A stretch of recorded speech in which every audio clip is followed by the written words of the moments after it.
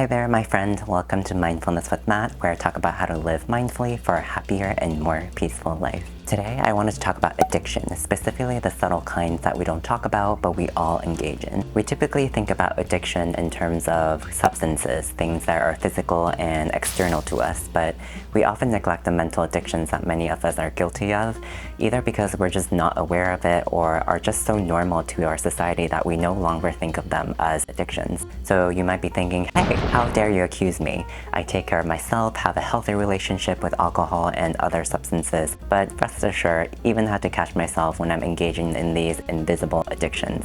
So follow along. I first wanted to go through what an addiction means. According to Cambridge Dictionary, addiction is an inability to stop doing or using something, especially something harmful. So essentially, we have lost control of taking care of ourselves. Sounds pretty self-explanatory, right? That's where it gets tricky. As a society, we tend to equate the harmful with things that are obviously bad, like us drinking or doing drugs. But those addictions never just come out of nowhere. We get addicted to substances, particularly when we're trying to cope or escape the unpleasantries that are happening within us. We turn outwards and find something that we can tangibly rely on. Let us forget about the things we're scared about facing and get rewarded with short-lived forms of happiness. For an easy example, think about drinking.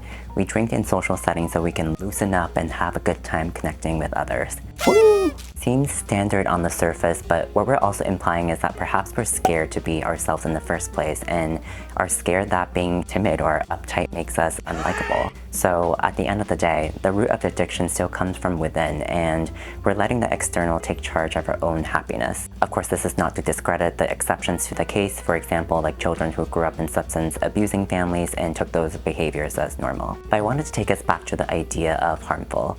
As humans in the social and modern world, many things go by unnoticed, and we don't even realize that they are harming us until one day we wake up and feel the dread of even having to wake up and face another day. Or you choose violence.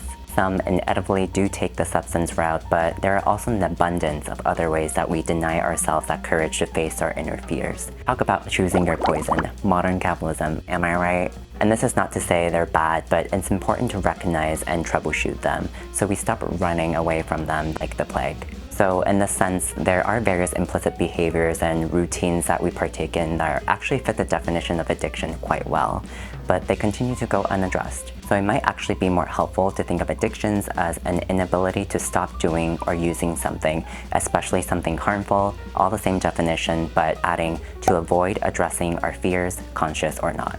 So without further ado, let's get right into the hidden addictions we tend to take lightly. The first addiction is validation. It's probably easiest to think of it in terms of social media currency, the form of likes, and with the latest and hottest purchases and vacations you go on. But validation takes many forms, including people-pleasing without respecting your own boundaries, fishing for compliments or even sympathy, showing off all your possessions and pursuing fame and reputation in your career.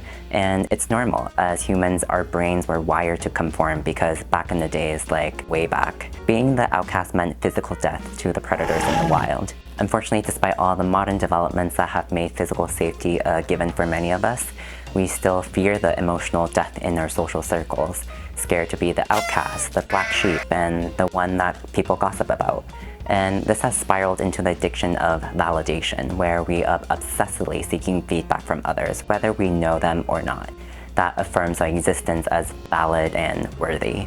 We wake up perhaps choosing the outfit that's going to get noticed at work, working hard to get praise from upper management, take the subway back, careful not to do anything stupid so people mock you, go home and post a video on TikTok of ourselves doing a challenge, hoping to be the next viral stuff. It's ingrained in us to live for the opinion of others that we forget our addiction is robbing us of focusing on things we truly love. What's causing all this? Fear of insecurity and shame. When we're not sure of ourselves, unsure whether we are worthy of love from others, we look beyond ourselves to get the praise that we're unable to give ourselves. We try to acquire goods, names, and titles that signal to others that we're worthy of their attention and admiration, and then that perhaps because everyone else does it, we should also do it too. Because if you don't, you won't get that badge of honor that makes you seem respectable enough to be around or be extended that empathy that every living creature deserves. And through that, we forget that every being has intrinsic worth, and breaking the cycle of addiction means confronting yourself. Learning what parts of yourself you're ashamed of or afraid of facing, and extending that sense of admiration that you do for others for yourself. And no, not in the form of countless selfies to capture your best angle to remind yourself you're cute. Not that. And I do want to emphasize that, like drinking, validation is not entirely a bad thing. Moderate consumption of alcohol is totally fine, and so is validation. And sometimes that just means being seen for who you are and not going above and beyond to be praised or flattered. And a way to curtail this addiction could look like knowing when to say no, knowing when to actually stop posting on social media entirely, or knowing when to actually voice your opinion that you know might be controversial to your boss. The second addiction is stimulation. We live in a simulation already. Why not find more stimulants, right? Now, this is a byproduct of a modern society where abundance of choice of both products and experiences has become the norm. Let me ask you this. When was the last time you spent time alone and felt perfectly content and at peace not doing anything? And by nothing, I mean nothing. Don't try to fool me, you bookworms. Chances are it's probably been a while, and even if it was recent, you had to battle the urge to pick up your phone or do something to push away that boredom. And with algorithms steadily manipulating us to spend more time on each device, each publisher and platform, it doesn't get any easier. I will say some stimulants are healthier than others, like exercising, spending time with your loved ones, or trying a new cultural experience. But the addiction of dopamine derived from the various stimulations are thrusting our lives in a constant motion that we forget the fleeting beauty of silence and presence.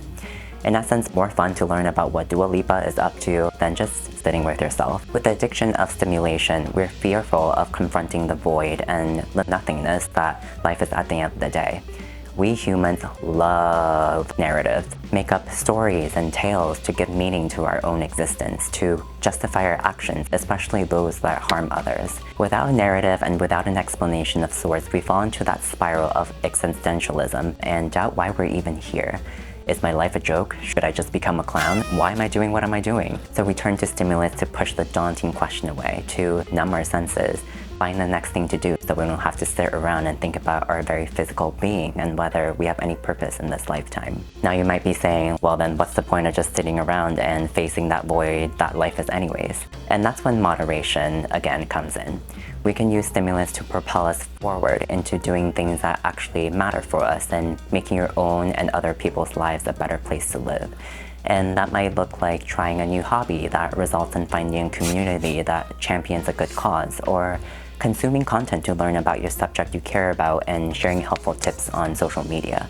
There's a plentiful of ways. The world is your vegan oyster.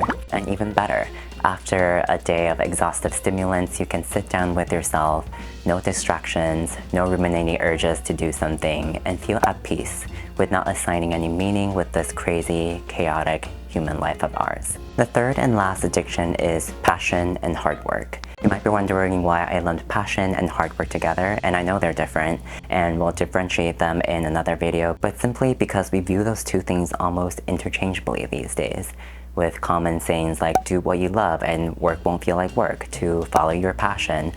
All these things have somewhat been intertwined with the basic essence of finding success and making money, which in colloquial terms is no different than the basis of hard work, which is also to find success and make money. I will say this point probably rings particularly hard for Anglo-Saxon societies, but it has become commonplace as capitalism has spread like wildfire to become the religion of our times. Make it rain, baby. And yes, working hard to meet basic survival needs is 1000% valid, especially if you're not coming from privilege. But what we've become addicted to is the extra fluff that is above and way beyond our means. The next title bump, preferably CEO, to get that next salary raise, the extra niche type of modern art movement you identify with. And it's that idea that if you don't get what you want and you didn't work hard enough, then it's your fault. It's a total commitment from every part of us to be that worker, to be that passion pursuer that has blinded us to the many joys available to us besides what we do and how we identify professionally. The vocation has overtaken our breadth and depth, our humanity. Success and money are king. Move over God. The fears driving this addiction are no different than validation and stimulation. In fact, it's both. We worked hard to get promoted or try to find success with our passions to avoid that fear of being a nobody in a world with no meaning. With no external identity to cling on to, we're unsure of what we even are and whether there's any part of us that are lovable. And with nothing to work towards, we're unsure what there is to a goalless life. It's like being a speckle in the universe and not being particularly shiny or hot like other stars, and just sitting in the vast field of void that doesn't really seem to make sense. And in some ways, that really is just what we are in the context of the universe. We are, after all, one human being on the Earth, which is part of the larger solar system, which is also part of a larger galaxy, which is also part of a larger universe. You get the point. And by the way, I had to Google galaxy and universe just to make sure I had my first grade science right. Either way, we're afraid of being just enough, as we are, in a universe that doesn't need to have meaning. Now, before we start spiraling, let's take it back to Earth, recenter. The antidote to this addiction of passion and hard work is, again, not overdoing it. And that could look like a myriad of ways, but some more universal ones could simply be knowing when to stop working and stop thinking about work to be present with your loved ones, prioritizing a job that gives you the freedom to be someone else outside of work, and not needing to monetize your passion and just leaving it as a hobby. Or if you do find success with the passion and make it a full-time job, knowing when to put that passion to a rest so you can enjoy other aspects of your life. If you're deep into this addiction, it certainly won't be easy, especially if you're feeling like the upper limits of success does not exist. But the sooner that you catch yourself and cap that limit, the sooner you're able to cut short this addiction. Dare I say passion and hard work sober? So there you have it, the 3 big addictions that in my opinion plague the underpinnings of our societies but we don't talk about. Before I end this video, I do again want to emphasize that I'm using the word addiction not to scare you or make you feel bad, but to troubleshoot. Addiction, in simple terms, is just another roadblock to finding the freedom to be peaceful and happy, which I talked about in my Is Happiness a Choice video, which I'll link below.